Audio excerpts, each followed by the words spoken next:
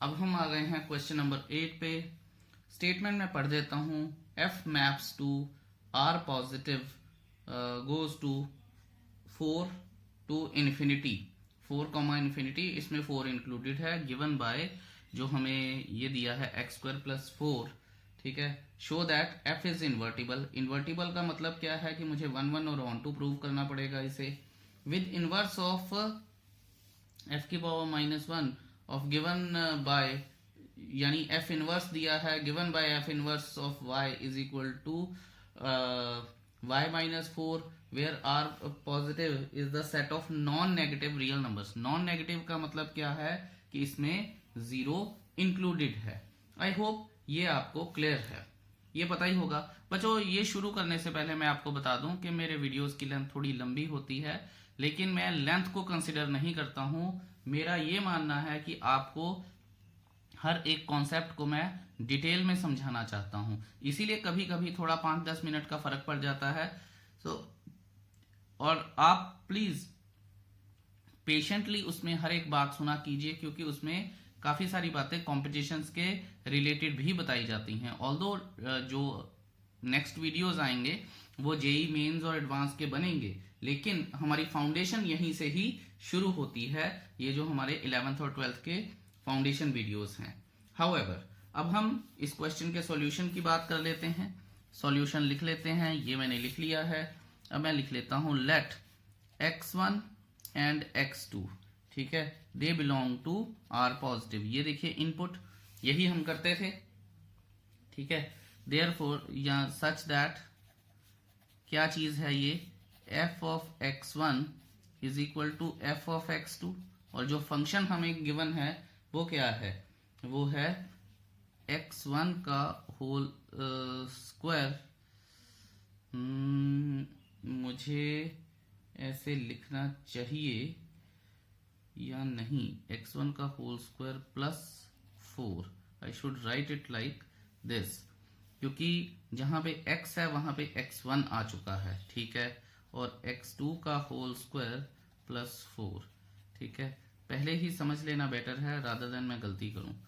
अब आ जाएगा x1 का whole square is equal to x2 का होल स्क्वायर। अब ये इंप्लाई क्या हो जाएगा, ध्यान दीजिएगा कि ये कटते नहीं हैं, ये इधर जाके अंडर रूट बनेगा, और क्योंकि मेरे पास पॉजिटिव रियल नंबर्स हैं और जीरोस में इंक्लूडेड है तो नॉन नेगेटिव हैं, इसलिए मैं यहाँ पे लिख सकता हूं कि x1 is equal to x2। यहां मैं लिख भी देता हूं इग्नोरिंग नेगेटिव रियल नंबर्स।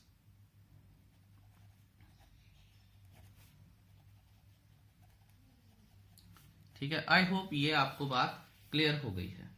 अब 1 1 तो हो गया है। अब ऑन टू प्रूव करने के लिए मुझे क्या करना होता है, जो x1 या y को कह लीजिए आप, क्योंकि f ऑफ x y होता है, तो y in terms of x है। यहाँ पे देखिए कि f of x y in terms of x है, तो मुझे x in terms of y लेके आना है, ठीक है। तो ये भी कर लेते हैं।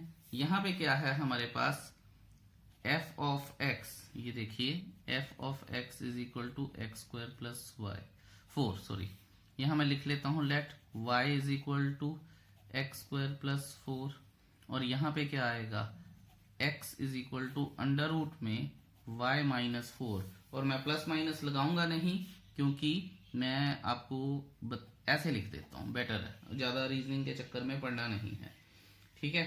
तो यहाँ पे ये आ जाएगा। फिर यहां से मैं ये कह सकता हूं कि देयरफॉर फॉर एनी y, ध्यान से देखिएगा, for any y which belongs to r plus, ठीक है, देयर एग्जिस्ट्स x। आप मैं यहाँ पे अब देखिए कि मैं यहाँ पे कोई भी वैल्यू डाली जाऊंगा, मेरे पास x की कोई ना कोई वैल्यू आती जाएगी। इसका मतलब यहाँ पे जो कोडोमेन में कोई भी एलिमेंट अनअटेंडेड नहीं बचेगा, ये कहने का मतलब है, ठीक है। तो यहां मैं लिख सकता हूं देयर एग्जिस्ट अ x, ठीक है, विच इज y-4, ठीक है, और ये किसको बिलोंग करता है, ये भी r प्लस को बिलोंग करता है, ठीक है। सॉरी, तो इससे हमें पता क्या चलता है, इससे हमें ये पता चल रहा है कि y जो है वो भी ऑन टू है। मैं आपको बता भी देता हूं कि f ऑफ x जो है अब, जो कि y की शेप में था, वो क्या आएगा। Let's see. ओहो, ये सॉरी, वो कैमरा हिल गया था। हाउएवर यहां मैं लिख देता हूं मैं, therefore f is onto and f is also 1 1। ठीक है, अगर आप चाहें तो यहां भी लिख सकते हैं कि therefore f is 1 1। ठीक है, और उसके बाद यहां भी आ गया कि ऑन टू भी है एंड 1 1 भी है। therefore f is invertible। ठीक है, thus f इनवर्स exists। ये लिखना तो जरूरी है हमारे पास। ठीक है जी।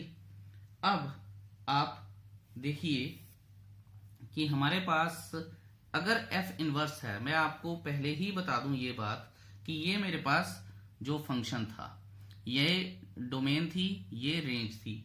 अब जब मैं f इनवर्स लेके आया हूं, यानी ये रफ काम मैं आपको बता रहा हूं, g फंक्शन जो लेके आया हूं उसमें डोमेन क्या हो जाएगी, उसमें डोमेन हो जाएगी 4 माइनस इन्फिनिटी, 4 इंक्लूडेड है। और रेंज क्या हो जाएगी, रेंज हो जाएगी r प्लस। ध्यान दीजिएगा, इसको करने के लिए मुझे क्या करना होता है, मुझे गॉफ और फॉग, जैसे gof of x is equal to x लेके आना है, fog of y is equal to y लेके आना है। I hope you remember this. ठीक है, सो यहां पे आ जाते हैं। अब हम यहां पे मैंने प्रूव तो कर ही दिया कि जो f है हमारा इन्वर्टिबल है और इसका मतलब बाइजेक्टिव है। अब कुछ खास नहीं करना है हमें, ये सारा कुछ मैं बता चुका हूं। अब मैं करता हूं गॉफ ऑफ x। ठीक है जी, आपको पता ही है ये बात कि कैसे करते हैं। ये आ गया है g of f of x। ठीक है, is equal to g of f of x। क्या फंक्शन है मेरे पास, एक्स स्क्वायर प्लस 4। ठीक है ना, यही फंक्शन है। ये अब इनपुट बन गया g फंक्शन की, और g फंक्शन क्या है मेरे पास। ठीक है, जो हमारे पास अब g फंक्शन है वो आएगा ये वाला फंक्शन। ठीक है ना, यही करके चेंज करके लेके आए थे अब हम। सो आपको इस बात का खास ध्यान देना है। अगर ऊपर वाला f ऑफ x था तो ये वाला फिर बन जाता है g ऑफ y। ठीक है, y इनपुट बन जाएगी। तो ध्यान दीजिएगा, ये छोटी छोटी चीजें होती हैं जो हमें समझते रहना चाहिए। अब g फंक्शन में इसकी वैल्यू डाल देते हैं। g फंक्शन हमारे पास क्या है, y स्क्वायर, और y की जगह पे ये आ जाएगा x square plus 4 minus 4 under root में, और 4 4 कट गया, is equal to x square का under root is equal to x आ गया। Therefore g of f of x is equal to x आ गया है। और यही तो हमें प्रूव करना था। अब हमें क्या करना है, अब हमें फॉग प्रूव करना है। अगर फॉग भी प्रूव हो जाता है तो बस बात बन गई। अब लिख लेते हैं हम fog of y is equal to f of g of y। ठीक है, अब g ऑफ y हमारे पास क्या है, यानी f of under root y minus 4। ये है हमारे पास g of y। I hope that's okay with you. ठीक है जी। अच्छा, अब इसको f की उसमें डालना है, और f का फंक्शन क्या था, एक्स स्क्वायर प्लस 4। यानी कहने का मतलब क्या है कि y माइनस 4 का अंडर रूट, ठीक है, और उसका स्क्वायर, ठीक है, प्लस 4। अब ये क्या आएगा, ये देख लेते हैं हम कि क्या आएगा। ये आएगा स्क्वायर से स्क्वायर रूट कट गया, y minus 4 plus 4 is equal to y। ठीक है, इसका मतलब क्या है, fog of y is equal to y आ गया है। चलिए अब हम नेक्स्ट पेज पर चलते हैं विदाउट मच फस। यहां मैं लिख लूंगा fog of y is equal to y आ गया है। अब फाइनल क्या लिखना है, therefore gof is equal to fog. ठीक है, नहीं, यहाँ पे तो अलग अलग हैं। Therefore gof is equal to I of r, ठीक है, क्योंकि x था और x का इनपुट था जो रियल नंबर्स में था। आई होप यू रिमेंबर दैट, ठीक है, x का इनपुट रियल नंबर्स में था। ध्यान दीजिएगा, ये इंपॉर्टेंट है चीज। यहाँ पे f ऑफ x था और f का अपना x का जो डोमेन था वो रियल नंबर था, क्वेश्चन के शुरू में है। और फॉग का क्या आएगा, फॉग हमें यहाँ पे लिखना चाहिए i, और ये आएगा 4 to infinity, 4 included and x के लिए स्मॉल ब्रैकेट, ठीक है। तो ये भी क्लियर हो गया। अब g की जगह पे मैंने आपको पहले ही बताया था कि जो g फंक्शन होता है, वो हमारा f ऑफ इनवर्स बन जाता है। So f inverse y is equal to, ये g ऑफ y है और g ऑफ y हमारे पास क्या है, y माइनस 4। सो ये चीज हमारे पास आ गई और ये चीज ही उन्होंने प्रूव करने के लिए बोली थी। यहां मैं लिख दूंगा हेंस प्रूव्ड, ठीक है। I have tried to made it as simple as possible. I hope you must have understood the question. अगर फिर भी कोई परेशानी है, डू लेट मी नो। चलिए अब करते हैं हम question number 9। Let me right the statement. चलिए जी, अब आ गए हैं हम क्वेश्चन नंबर 9 पे। Very very similar to question number 8, जो वो कह रहा है कि f maps to r plus, जो पुराना था, ठीक है, -5 से इन्फिनिटी, -5 इंक्लूडेड है, ठीक है। f ऑफ x जो हमें फंक्शन डिफाइन किया है वो 9x² + 6x माइनस 5 था, ठीक है। और उसके बाद मैंने वही माना है कि let x1 and x2 they belong to r positive. और उसके बाद जो हमारे पास, क्योंकि हमें इन्वर्टिबल प्रूव करना है तो 1 1 और ऑन 2 दोनों प्रूव करने पड़ेंगे। और मैंने यहाँ पे ये चीज x1 और x2 प्रूव कर दिए हैं। आप मेरे ख्याल में पता नहीं कितने क्वेश्चन में आप ये कराए हैं, अब तो ये याद हो गया होगा आपको। अच्छा, अब हमने करना क्या है, अब हमने ऑन टू प्रूव करना है। ऑन टू प्रूव करने के लिए अब ध्यान दीजिएगा कि हमें करना क्या है, ठीक है। इस क्वेश्चन को करवाने का एक रीजन है, तो देखते हैं। यहां मैं लिख रहा हूं, मुझे पता है f ऑफ x y होता है, लेट y बिलोंग्स टू, ठीक है, लेट y बिलोंग्स टू -5 से इन्फिनिटी, ठीक है। y जो है वो इसका एलिमेंट है, लाइक जैसे मैं बोल रहा हूं कि y is an element which belongs to this class, ठीक है। सो अब मैं यहां पे लिख लूंगा and let y is equal to 9x² + 6x - 5।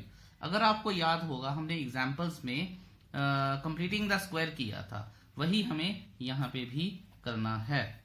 9x² को मैं 3x का होल स्क्वायर बना लूंगा, 2 × 3x आ जाएगा। अब नहीं क्या है इसमें 1, अगर मैं लिख लूं तो कोई फर्क नहीं पड़ जाएगा, ठीक है।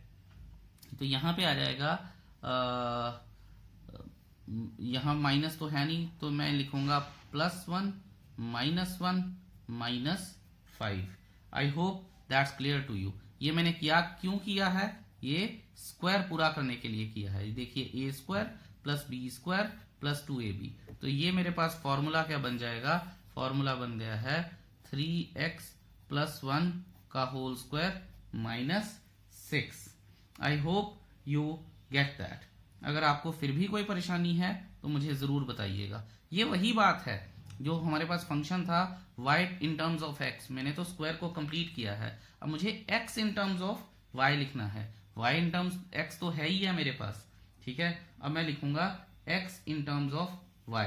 देखिए मैं कैसे लिखता हूं, now y + 6 is equal to 3x + 1, ठीक है जी, का स्क्वायर। सॉरी, अब मैं अगले पेज पे चलता हूं और आपको कुछ और लिख के बताता हूं।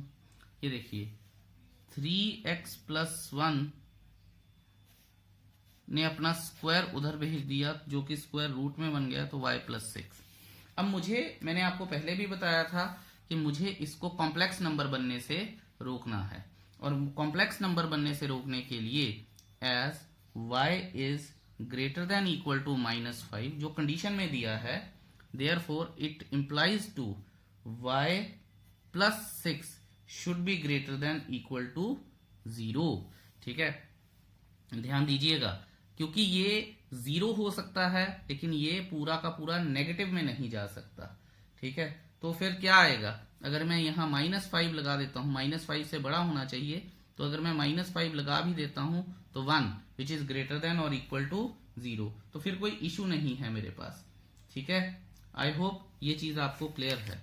अब मैं यहाँ पे करूंगा 3x is equal to y plus 6 -1 और x is equal to y plus 6 -1 upon 3, ये चीज आ गई।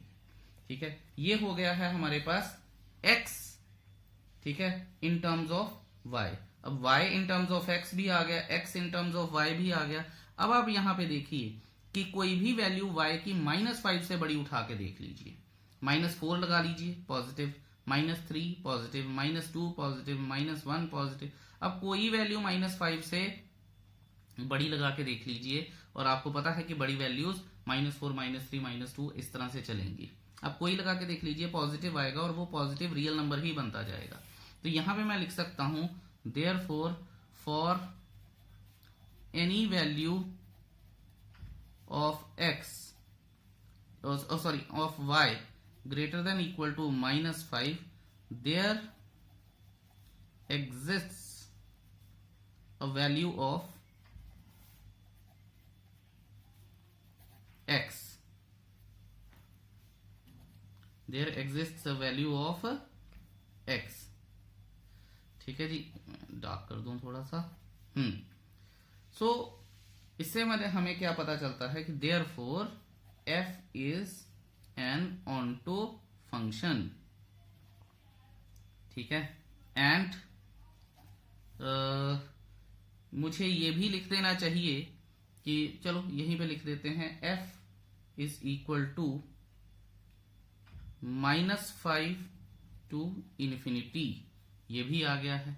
सो यहां से मतलब मेरे कहने का मतलब है कि हमें जो क्वेश्चन हमारा चेक कर रहा है उसे ये आइडिया पुट अक्रॉस करना है कि हमें ये सारी चीजें, ये रेंज बन गई है, कहीं ना कहीं पे यहां लिख देते कोई फर्क नहीं पड़ जाता था। जस्ट हमें वी आर नॉट दैट फसी, या क्वेश्चन डज नॉट डिमांड, वो बड़ा स्टबन होके ये डिमांड नहीं करता कि इसको यहीं पे लिखना है। मुद्दा ये है कि हमें बस लिखना आना चाहिए। ठीक है जी, अब देखिए जैसे x हो गया, तो मैंने आपको क्या बताया था कि ये g ऑफ y है। तो अगर आप चाहें, ठीक है, दोबारा से बोल रहा हूं, चाहें तो g ऑफ y, यही चीज आ गई। ठीक है, तो कोई परेशानी है नहीं है। अब आपको पता है क्योंकि क्वेश्चन में उन्होंने बोला था कि इन्वर्टिबल, यहां मैं लिख देता हूं since f is 1 1 and onto, therefore f is invertible and hence f inverse exists, right? So अब देखिए थोड़ा सा फ्लो में निकल रहा है। अब उसने बोला क्या है कि f इनवर्स y, ठीक है, g क्या होता है, f इनवर्स होता है। तो उन्होंने पहले ही मुझे बोल दिया कि f इनवर्स ये आएगा। अब बस मुझे बता दीजिए मुझे क्या करना है, उसके लिए गॉफ एक्स करना है और फॉग वाई करना है। तो पहले मैं गॉफ एक्स कर देता हूं। अब देखिए gof of x, g of f of x, और एफ ऑफ एक्स क्या है मेरे पास, जो शुरू में दिया गया है और जिसे मैंने चेंज करके क्या बनाया था, जी ऑफ 3x + 1 का होल स्क्वायर -6। ये अब g की इनपुट आ गई है। g की इनपुट क्या है और g फंक्शन मेरे पास क्या है, g फंक्शन है मेरे पास ये वाला। तो y की जगह जहां जहां y है वहां वहां ये आता जाएगा। It's as simple. तो देख लेते हैं जी। तो चलिए, थोड़ा सा लंबा काम है पर हम धैर्य से और पेशेंस के साथ करेंगे। ये सारा कुछ आ जाएगा अंडर रूट में, क्योंकि वहां पे भी -1 जो है वो अंडर रूट के बाहर है, और होल डिनोमिनेटर में लग जाएगा 3। अब अगर मैं करूंगा, आप देखिए 6 और 6 चला गया। अब इस स्क्वायर के साथ ये स्क्वायर रूट भी कट गया, तो 3x + 1 -1 upon 3। Is equal to 3x/3 is equal to x आ गया। तो देखिए गॉफ x किसके बराबर आ गया, x के बराबर आ गया, therefore gof of x is equal to x आ गया। यही काम अब हमें किसके साथ करना है, फॉग ऑफ y के साथ करना है, f of g of y आ गया। और अब f of g of y क्या है, अब g ऑफ y क्या है, g ऑफ y जैसा मैं आपको बता चुका हूं y plus 6 minus 1 under root के बाहर है, होल डिनोमिनेटर में 3 है। अब ये इनपुट किस में जाएगी, 3x प्लस 1 के होल स्क्वायर माइनस 6, ठीक है। तो जहां जहां x है वहां वहां ये सारी चीज चली जाएगी। अब ध्यान से हम धैर्य से करेंगे, 3y plus 6 minus 1 upon 3 plus 1, ठीक है। और यहां ब्रैकेट, यहां ब्रैकेट, यहां होल ब्रैकेट, और ये लग गया इसका स्क्वायर माइनस 6, ठीक है। अब ये और ये कट गया। अच्छा जी, अब आएगा क्या, y प्लस 6 अंडर रूट में माइनस 1 प्लस 1 माइनस 6, और ये आ जाएगा स्क्वायर में, ये और ये भी गया, अंडर रूट के साथ अंडर रूट गया, तो क्या आ गया, y plus 6 minus 6 is equal to y आ गया। हो गया काम हमारा। अब जो इंपॉर्टेंट चीज लिखनी है यहां मैं लिख भी देता हूं कि fog of y is equal to y आ गया है, ठीक है। अब जो मुझे इंपॉर्टेंट चीज लिखनी है वो मुझे क्या लिखनी है, देयरफॉर गॉफ, ठीक है। अब एक्स वाई नहीं लिखना, आई ऑफ आर प्लस, मैंने पहले क्वेश्चन में भी बताया था कि इसकी इनपुट क्या है, इसकी इनपुट है पॉजिटिव रियल नंबर्स, वही मैंने लिखी है। एंड फॉग y नहीं लिखना है, लेकिन उसकी इनपुट क्या है, उसकी इनपुट उसका उल्टा, यानी क्या, i की -5 से इन्फिनिटी, ये आ गया है जी इसका। अब जो g फंक्शन था जो कि हमें प्रूव करने के लिए बोला गया है कि बता दीजिए कि y प्लस 6 माइनस 1 अपॉन 3, तो अब आप देखिए कि मैंने जो मेरे पास x इज इक्वल टू आया था, जिसे मैंने g ऑफ y लिखा था, मैं आपको बता भी देता हूं, ये देखिए g ऑफ y लिखा था। अब यहां पे मैं क्या लिखूंगा, f इनवर्स लिखूंगा, f inverse y is equal to g of y is equal to ये। अगले पेज पे सिंपल हमें फॉर्मेलिटी करनी है। अब तो मैं लिख देता हूं यहां पे, ये आ जाएगा अब मेरे पास f inverse y is equal to g of y is equal to y plus 6 का अंडर रूट माइनस 1 अपॉन 3, और यहां पे मैं लिख दूंगा हेंस प्रूव्ड। आई होप ये आपको क्लियर है। तो ये हो गया हमारा क्वेश्चन नंबर 9। प्लीज इसको पॉज करके देखिएगा, अच्छे क्वेश्चन हैं, सारे एक जैसे हैं ऑलमोस्ट, कोई दिक्कत नहीं आती है। आई होप ये आपको क्लियर है। अब करते हैं हम क्वेश्चन नंबर 10, लेट्स सी। चलिए जी, अब हम क्वेश्चन नंबर करते हैं 10। मेरे अकॉर्डिंगली बहुत ही ज्यादा इंटरेस्टिंग क्वेश्चन है ये, क्योंकि इसकी स्टेटमेंट कुछ ऐसी है जो समझ आ भी जाती है और नहीं भी, करना नहीं आएगा। कहता है कि let f maps to x to y be an invertible function. अब सबसे पहली बात, इन्वर्टिबल फंक्शन है जो हमने लिख भी लिया।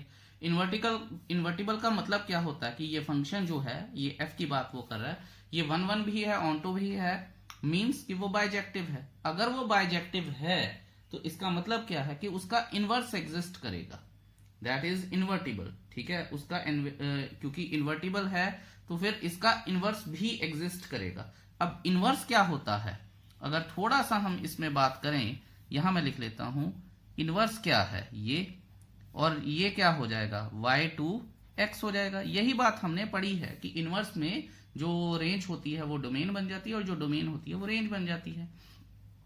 अब इसके बाद क्या है, इसको हम f इनवर्स क्या होता था, अगर आपको याद हो तो g है, f inverse g of y, अगर x इन टर्म्स ऑफ ये और वो होता था।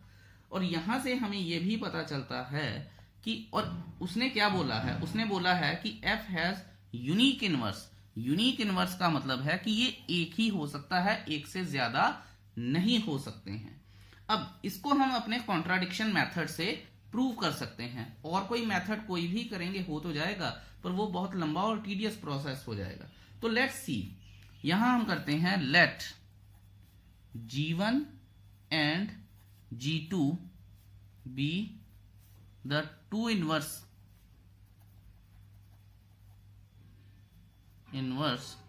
F has. ठीक है, ये मैंने लिख लिया है। अब ध्यान दीजिएगा, for y belongs to y। ठीक है, ये जो y आया है ये कोडोमेन में आया है, आपको ये बात पता होनी चाहिए। अब हम क्या लिखेंगे, अब ध्यान दीजिएगा, यहां से कहानी आगे हम चलेगी। Fog of 1 of y। अब देखिएगा कि मैं इसे क्या करता हूं, इसे अपना आइडेंटिटी फंक्शन, इन्वर्टिबल फंक्शन, ठीक है, ये कर लिया मैंने, ऑफ y। ठीक है, ये आपको बहुत ध्यान से देखना है। फॉग ये हो गया हमारे पास, और अगर मैं इसे इस तरह से करूंगा तो इसे मैं दोबारा कैसे लिख सकता हूं, दोबारा, क्योंकि G1 और G2 जो हैं ये दोनों ही इसके इनवर्स हैं। ठीक है, एक फंक्शन के दो इनवर्स मैंने अज्यूम किए हैं। अच्छा, इससे आगे मुझे क्या दिख रहा है कि मैं क्या लिख सकता हूं, मैं ये लिख सकता हूं, क्योंकि G1 भी इनवर्स था, G2 भी इनवर्स है। अब मैंने फॉग ऑफ G2 लिख लिया है, ऑफ y। ठीक है, और यहां से ही मैं आगे क्या लिख सकता हूं, यहां से आगे जाने से अच्छा मैं इसको यहां लिख देता हूं, क्योंकि दोनों इनवर्स सेम हैं, तो मैं यहां लिख देता हूं, बेटर रहेगा मेरे लिए। अब मैं क्या लिख सकता हूं, f of G1 of y is equal to f of G2 of y। कोई दिक्कत तो नहीं है। अब वही ओ वाली बात, अब f तो उड़ गया। ठीक है, अब क्या आएगा, G1y is equal to G2y। अब y भी उड़ गया, तो क्या आएगा, G1 is equal to G2 आ जाएगा। G1 G2 तो हमने अज्यूम किए थे कि वो दो इनवर्स हैं, दो डिफरेंट इनवर्स हैं। ठीक है, लेकिन डिफरेंट तो हो नहीं सकते हैं, तो यहां फिर मैं लिख सकता हूं कि since G1 is equal to G2 therefore F has a unique inverse। अभी करते करते मेरे दिमाग में आया कि शायद मैं गलत बोल गया हूं कि हमने दो अज्यूम किए थे अपना G1 और G2 इक्वल नहीं है, हमने दो इनवर्स अज्यूम किए हैं और वो हमें नहीं पता कि इक्वल हैं या डिफरेंट हैं। सो इस बात का ख्याल रखिएगा। I am sorry for the mistake, बोलते बोलते कई बार फ्लो में गलत बात निकल जाती है मुंह से। हाउएवर, अब हम करेंगे question number 11। Let me right the statement. देखिए जी, चलिए अब चलते हैं हम क्वेश्चन नंबर 11 पे। बड़ी ही इंटरेस्टिंग सारा काम चल रहा है, बड़ा मजा आ रहा है ये क्वेश्चन करने में। अब आप ये देखिए कि हमने ये समझा है कि यूनिक इनवर्स जो है वो यूनिक होता है। ठीक है, इस क्वेश्चन को करवाने से पहले मैं थोड़ी सी डिस्कशन करूंगा आपके साथ, क्योंकि वो इस क्वेश्चन के लिए जरूरी है। देखिए, इनवर्स यूनिक होता है, और अगर एक फंक्शन जो है अगर उसका इनवर्स एग्जिस्ट करता है तो हम कहते ही क्यों हैं कि वो बाइजेक्टिव यानी 1-1 और ऑन-टू होना चाहिए। ये दोनों चीजें हैंड इन हैंड चलती हैं। देखिए, जैसा कि अगर मैं इस को चेक करूं, देखिए मैं आपको दोबारा बोल रहा हूं, मैं डिस्कशन करूंगा, थोड़ी सी लेंथी हो सकती है। अगर मैं इसको चेक करूं एरो डायग्राम से, जैसे हम नॉर्मली चेक करते हैं, ये इनपुट है और ये आउटपुट है। ठीक है, और ये मैपिंग हमें दे दी है F1 A से, F2 B से, F3 C से। ये 1-1 भी हो गया, ऑन-टू भी हो गया, पता चल गया, इन्वर्टिबल भी है। अब देखेंगे F इनवर्स का इनवर्स देखेंगे F कैसे आता है, वो एक अलग बात है। अब आप ये देखिए कि ये हमारे पास सारी चीजें दे दी हैं, लेकिन इसका मतलब क्या है, जैसे यहाँ पे F inverse F of 1 is equal to A, तो यहाँ पे मैं क्या लिख सकता हूं, F inverse of A is equal to 1। ठीक है, ये इधर चला गया तो इनवर्स बन गया। F of 2 is equal to B, तो क्या लिख सकता हूं, F inverse B is equal to 2। अब यहां पे मैं F of 3 is equal to C, तो यहां पे मैं क्या लिख सकता हूं, f inverse of c is equal to 3। लिख सकता हूं कि नहीं लिख सकता हूं? आप ये देखिए कि, और हम पढ़ के भी आए हैं कि जो इनवर्स होता है वो यूनिक होता है। अब एग्जाम्पल लेते हैं। एक एग्जाम्पल अगर मैं लूं कि अगर मेरे पास, देखिए अब मैं मैनी वन फंक्शन बनाऊंगा, f of 1 is equal to a, f of b is equal to a, f of c is equal to a. अगर मैं एरो डायग्राम बनाऊं तो 1 2, ओहो यहाँ 2 और यहाँ 3 लिखना चाहिए, आई एम सो सॉरी। अगर मैं एरो डायग्राम बनाऊं तो यहाँ पे तो ए आएगा, ये आ गया, ये आ गया, ये आ गया, ठीक है। अच्छा, अब आप ये देखिए कि अगर मैं अब इसका इनवर्स बनाऊंगा तो f inverse of a is equal to 1 आ जाएगा, f inverse of b is equal to 2 आ जाएगा, f inverse of c is equal to 3 आ जाएगा। और मैं तो ये पढ़ के आया हूं कि इनवर्स यूनिक होते हैं। यहां what I am getting 3 different values of inverse which is not possible.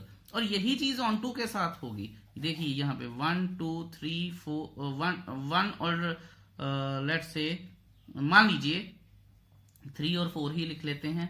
1 1 के साथ मिल गया, 2 2 के साथ मिल गया, 3 3 के साथ मिल गया, 4 अनअटेंडेड रह गया। अब ऑन टू तो है नहीं है। अगर मैं इनवर्स करूंगा, ठीक है, तो एफ इनवर्स ऑफ 4 किसके बराबर आएगा? वो आएगा ही नहीं, किसी के बराबर भी है ही नहीं है, तो आएगा कैसे? ठीक है, तो फिर फंक्शन ही नहीं एग्जिस्ट करेगा, इनवर्स फंक्शन ही नहीं एग्जिस्ट करेगा। इसीलिए बोला जाता है कि जो फंक्शन है वो हमारे पास क्या होना चाहिए, बाइजेक्टिव होना चाहिए। आई होप कि ये चीज आपको क्लियर है।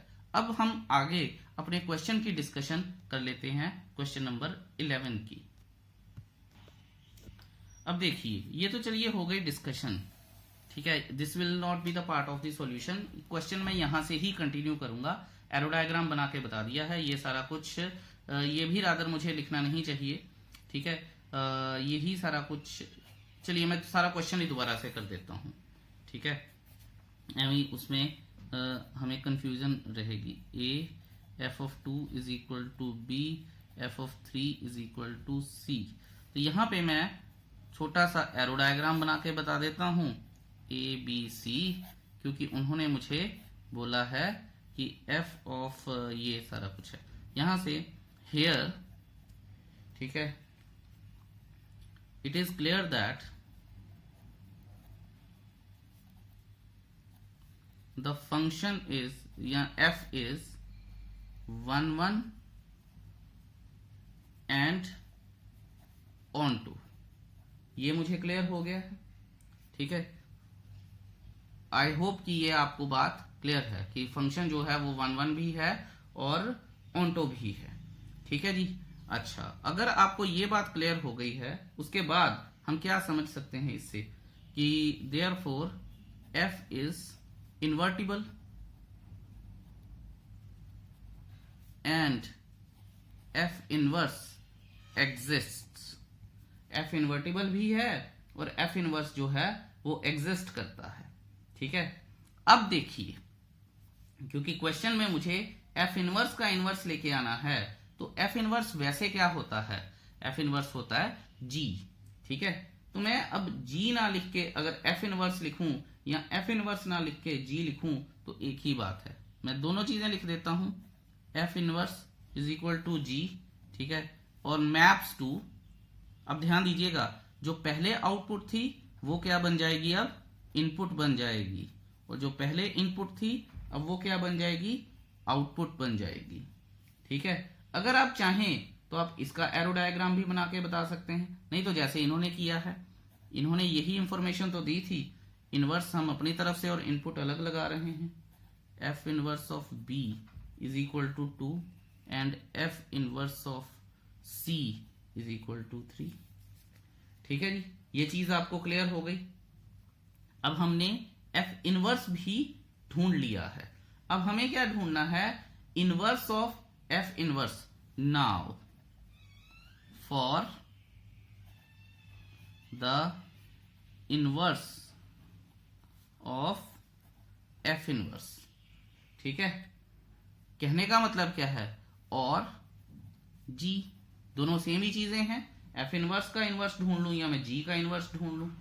ठीक है, सो ये चीज आपको क्लियर होनी चाहिए। चलिए अब आगे देखते हैं। ओहो, यहाँ पे एक चीज, इसको करने से पहले मुझे क्या करना है, फॉग और गॉफ भी तो निकालने हैं। ओहो, ये तो गड़बड़ हो गई, तो मैं गॉफ भी निकाल लेता हूं। Gof of x is equal to f of input क्या थी 1 इज इक्वल टू क्या है मेरे पास, g of a is equal to 1 आ जाएगा। ठीक है जी, सो ये हमारे पास क्लियर हो गया। अब दूसरा करेंगे, g of f of 2 is equal to g of b is equal to 2 आ जाएगा, और g of f of 3 is equal to g of c is equal to 3 आ जाएगा। ठीक है, तो ये गॉफ हो गया हमारे पास, ये भूलना चाहिए नहीं था मुझे। हाउएवर, फॉग अब कर लेते हैं। फॉग ऑफ ए यानी फॉग ऑफ वाई, ठीक है, इज इक्वल टू,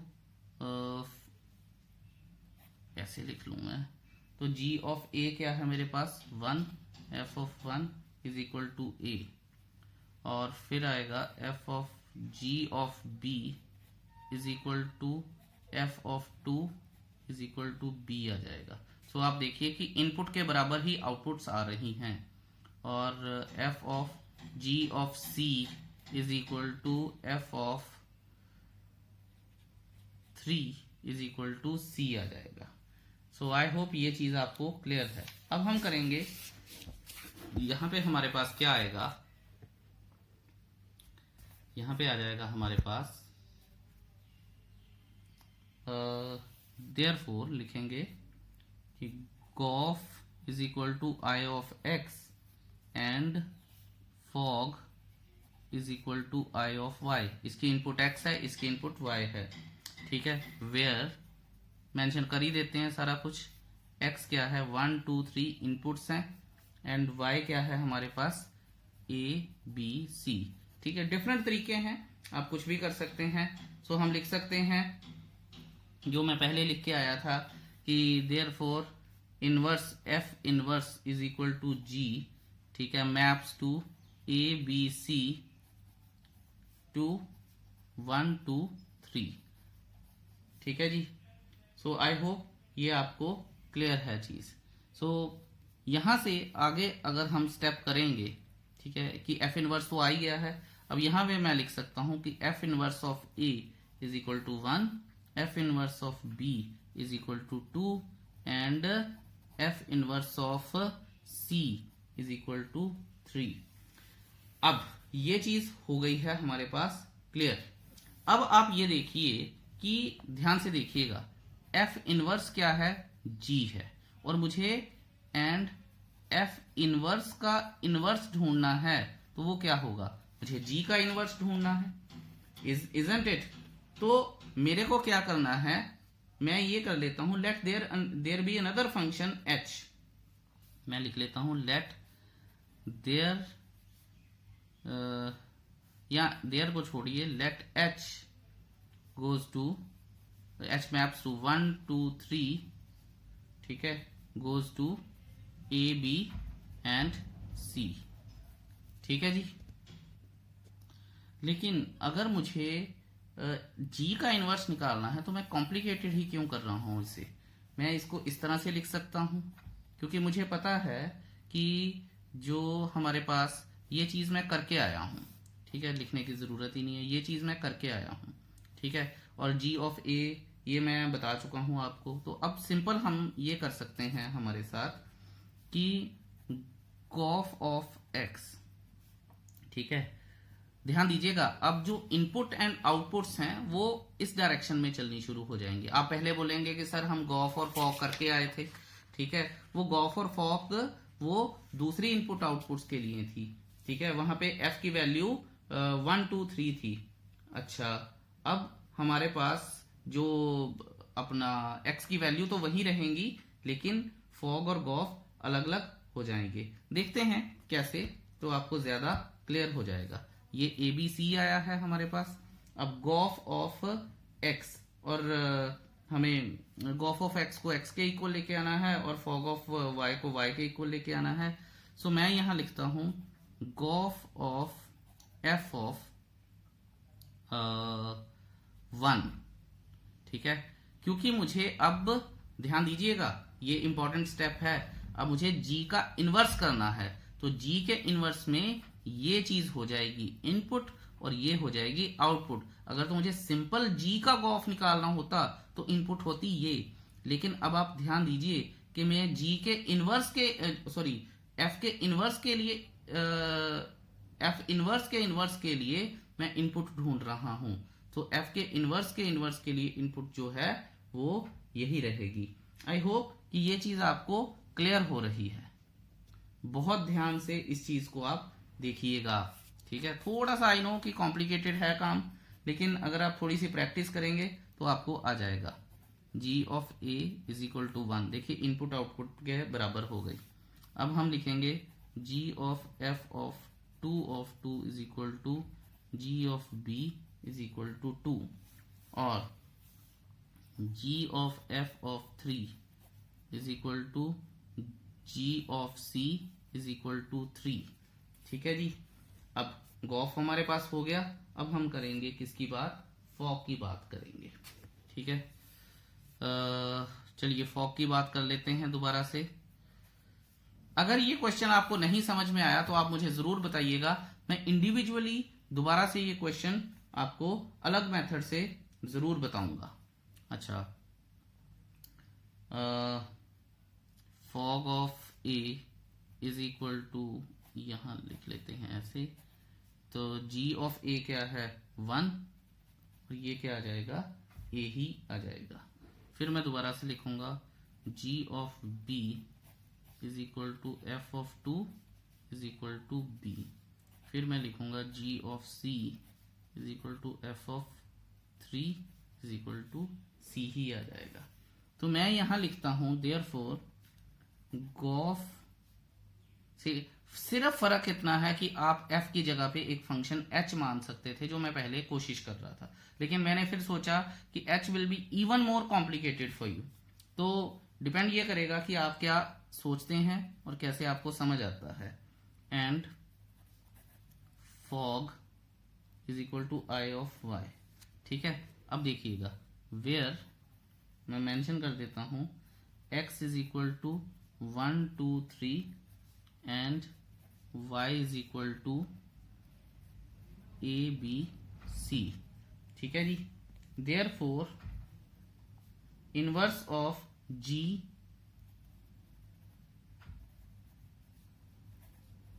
और F inverse exists and G inverse और F इनवर्स का इनवर्स, ठीक है, जो कि जी और एफ इनवर्स का इनवर्स जो है वो एफ को ही इक्वल है। आई होप कि ये आपको क्लियर है। तो क्वेश्चन थोड़ा सा कॉम्प्लिकेटेड था, थोड़ा सा लंबा भी था, but I am sure will be able to do it. अगर आपसे नहीं होगा डू लेट मी नो, हम इसका एक और मेथड मुझे आता है, मैं आपको वो भी करवा सकता हूं, ठीक है। अब करेंगे हम नेक्स्ट क्वेश्चन नंबर, अब आ गए हैं जी हम क्वेश्चन नंबर 12 पे। Let's see, quite similar to the previous question which we did. 11th question की तरह ही है। उन्होंने बोला है let f maps to x to y be an invertible function. अब उन्होंने क्या किया है कि इन्वर्टिबल फंक्शन हमें गिवन ही दे दिया है कि it is given that f is an invertible function. इसका मतलब क्या है, इसका मतलब है कि ये 1 1 भी है, ऑन टू भी है, और इसका इनवर्स भी एग्जिस्ट करता है, राइट। चलिए ठीक है। अब उन्होंने बोला क्या है कि show that inverse of f inverse, ठीक है। मतलब क्या है उनका कि f इनवर्स का इनवर्स निकालना है। यहां पे मैं आपको थोड़ी सी इसकी रूपरेखा भी बताऊंगा कि करेंगे कैसे। याद रखिएगा कि जब हम किसी फंक्शन का इनवर्स निकालते हैं अगर आपको पता हो तो मैं यहाँ पे इसको चलो बाद में लिखता हूँ। जब हम किसी फंक्शन का इनवर्स निकालते हैं तो मान लीजिए एफ फंक्शन का ही इनवर्स निकालना है मुझे, तो मैं क्या करता था, गॉफ, ठीक है, आई एक्स के इक्वल प्रूव करता था एंड फॉग जो है वो आई वाई के इक्वल प्रूव करता था, fog of Gauff of x और फॉग ऑफ वाई, ठीक है, ये चीजें प्रूव हो जाती थी उसके बाद। लेकिन आप ये बात याद रखिएगा कि यहां से निकल के क्या आ रहा है, ठीक है, ये इंपॉर्टेंट चीज है जो मैं बता रहा हूं, तो ध्यान से देखिएगा। यहां से निकल के क्या आ रहा है, एफ इनवर्स ऑफ एफ, ठीक है, एफ इनवर्स ऑफ एफ और एफ इनवर्स ऑफ एफ, इसको इस तरह से भी लिखा जा सकता है, is equal to I of x and fog है ना, f of f inverse is equal to I of y. ये चीजें बेसिकली हमें प्रूव करने के लिए वो बोलते हैं जब हमें इनवर्स निकालने के लिए बोला जाता है, राइट। अब देखिए, अब हम चलते हैं और सीखते हैं कि हमें इस क्वेश्चन को कैसे करना चाहिए, ठीक है। यहां पे अब मैं लिख लेता हूं एग्जाम्पल नंबर क्वेश्चन नंबर 12।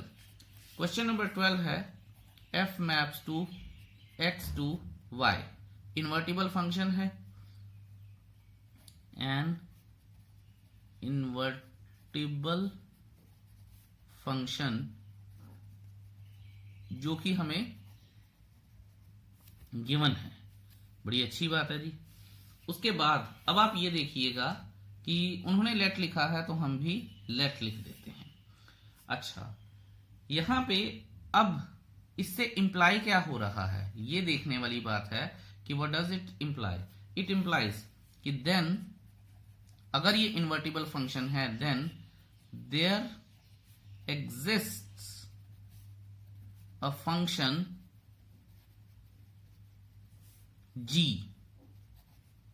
ठीक है, which maps to y to x। मैंने आपको पहले ही बताया था कि अगर इसका इनवर्स निकालेंगे तो उसका डोमेन y हो जाएगा और जो कोडोमेन है वो x, क्योंकि इसका डोमेन x है और कोडोमेन y है, तो इंटरचेंज हो जाते हैं, डोमेन कोडोमेन में चेंज हो जाता है और कोडोमेन डोमेन में चेंज हो जाता है, ठीक है। यहां मैं लिखता हूं सच दैट, अब ध्यान दीजिएगा इन्वर्टिबल फंक्शन गिवन है हमें, तो मैं लिख सकता हूं कि अगर ये चीज होती है तो क्या मतलब है उसका, तो उसका मतलब है कि गॉफ,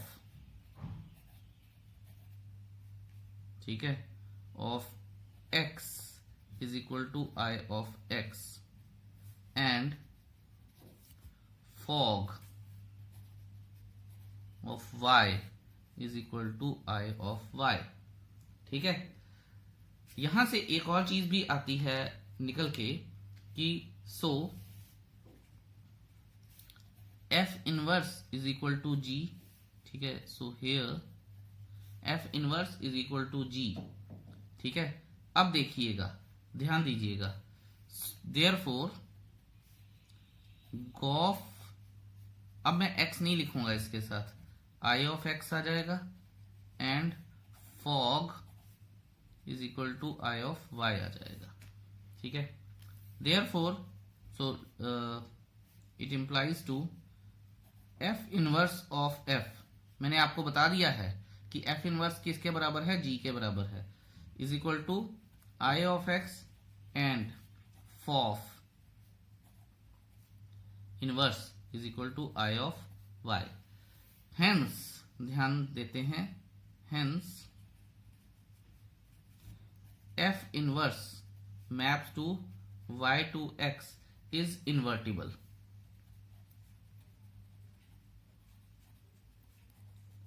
जो उसने बोला था कि show that f inverse is f, ठीक है, वो इसके बाद आ जाएगा हमारे पास। इसका मतलब क्या है, एंड f इज द, यहां से ये इंपॉर्टेंट है, एंड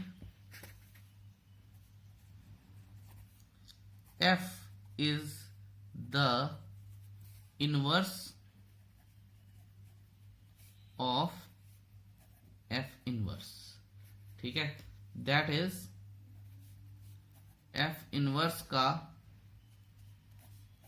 इनवर्स जो होगा वो एफ के बराबर होगा। 2 मार्क्स में क्वेश्चन है, इंपॉर्टेंट क्वेश्चन है, कंसेप्चुअल क्वेश्चन है, आपको ये आना चाहिए। अगर फिर भी कोई परेशानी है डू आस्क मी। तो यहां से सब्जेक्टिव क्वेश्चन तो हो जाते हैं खत्म। अब आते हैं हम अपने 13th क्वेश्चन की तरफ, जो कि एक एमसीक्यू है। क्वेश्चन नंबर 13 देखिए, ये आसान है और मैं आपको पहले ही बता दूं, रिलेशन फंक्शन में बहुत सारे ट्रिक्स यूज होते हैं, ठीक है। जो हार्डकोर ट्रिक्स हैं वो तो हम जेई में ही सीख पाएंगे, लेकिन जो छोटे मोटे ट्रिक्स हैं वो मैं आपको अभी सिखा दूंगा और इन 2 क्वेश्चंस में हम बात भी करेंगे। तो पहले करते हैं question number 13, f maps to real numbers to real number, domain and range both real numbers. उसके बाद एफ ऑफ एक्स जो फंक्शन गिवन है वो है 3 माइनस एक्स का होल क्यूब की पावर 1/3, ये ठीक है।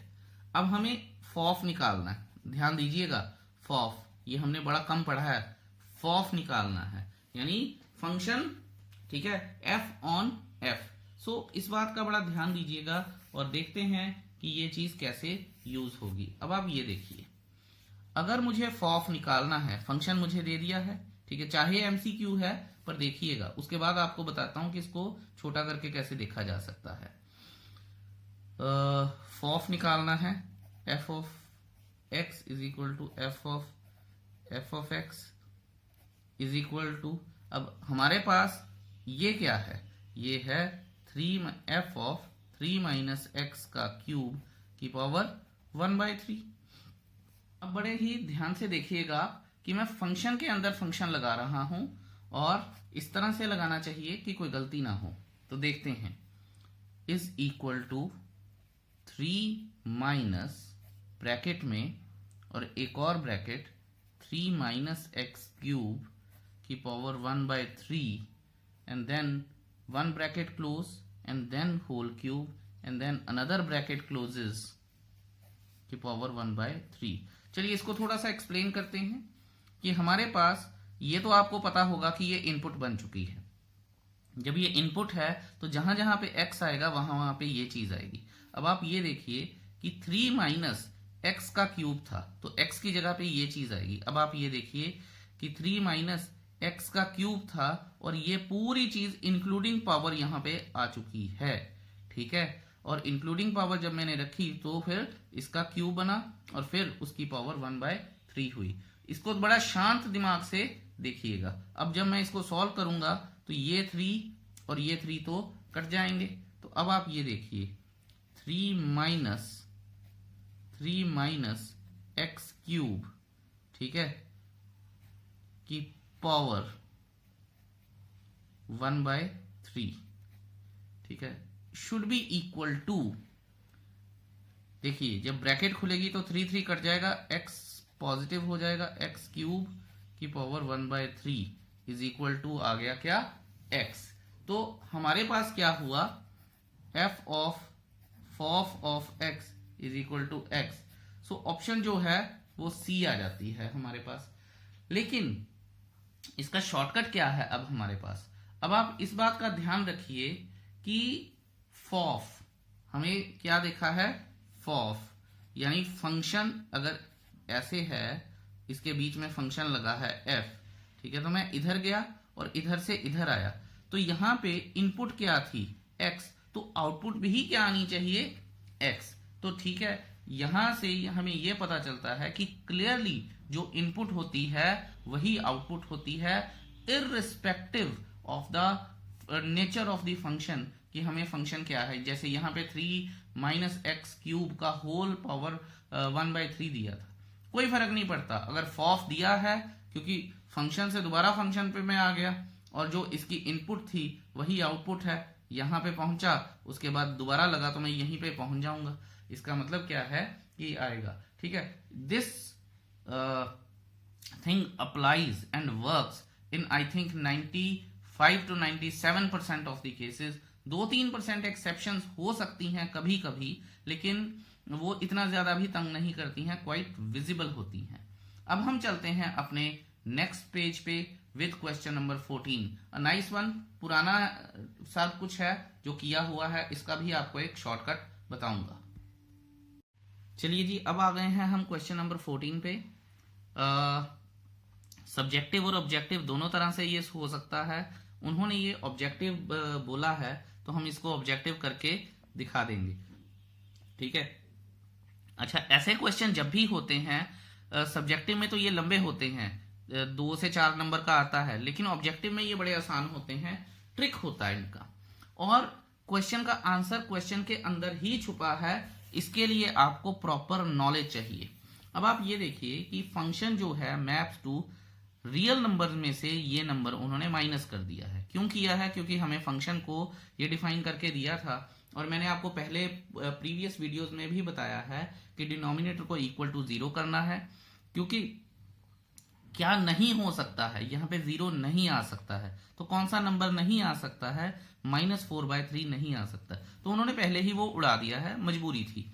डोमेन में वो कह रहे हैं ये नंबर नहीं डालेंगे, रेंज में कुछ भी आ जाए, ठीक है, ध्यान दीजिएगा। अब ये तो हमारे पास फंक्शन उन्होंने डिफाइन कर दिया है।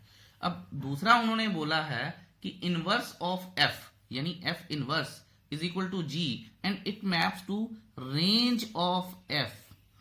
यहां पे अब बच्चे बोलते हैं कि सर रेंज तो रियल नंबर्स है, तो रियल नंबर अगर रेंज है तो फिर परेशानी क्या है? ठीक है, हम लिख देते हैं कि सिंपल जो रेंज है वो आर है, ठीक है, और जाएगा यहां पे, क्योंकि हमें पता भी है कि इस फंक्शन का डोमेन इस फंक्शन का कोडोमेन बन जाएगा, और इस फंक्शन का कोडोमेन इस फंक्शन का डोमेन बन जाएगा।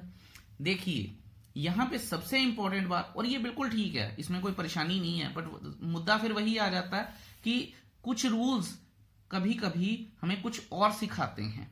ये देखिए फंक्शन हमारे पास क्या है, ये रैशनल फंक्शन है हमारे पास, और रैशनल फंक्शन की सबसे बड़ी खूबी ये होती है कि उसमें डिनोमिनेटर 0 नहीं बना सकते हैं।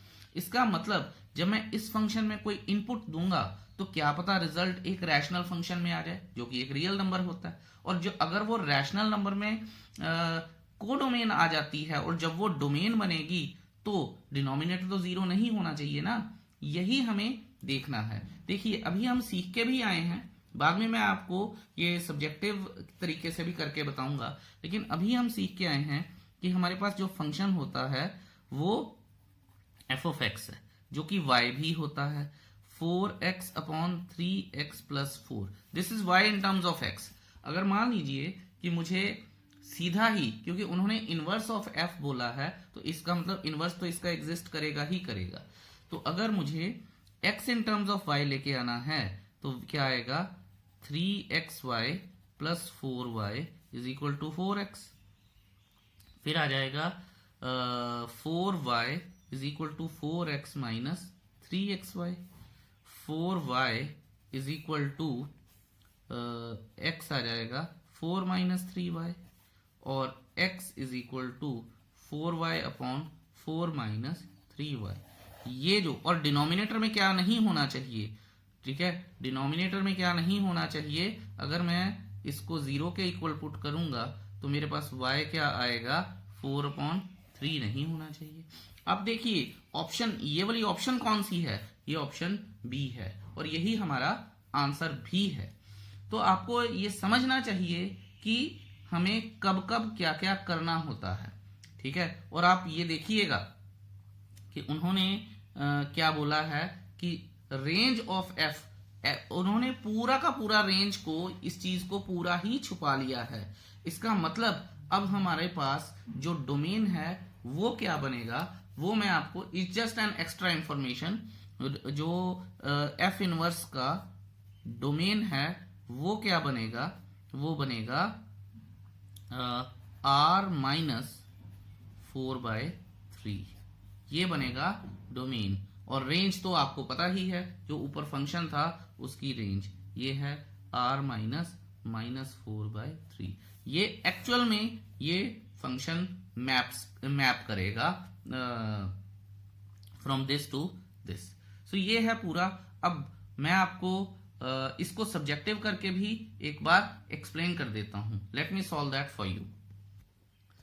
चलिए जी, अब आ गए हैं हम सब्जेक्टिव सॉल्यूशन पे। इस ऑब्जेक्टिव सॉल्यूशन को प्रॉपरली समझने के लिए हमें सब्जेक्टिव सॉल्यूशन समझना जरूरी है।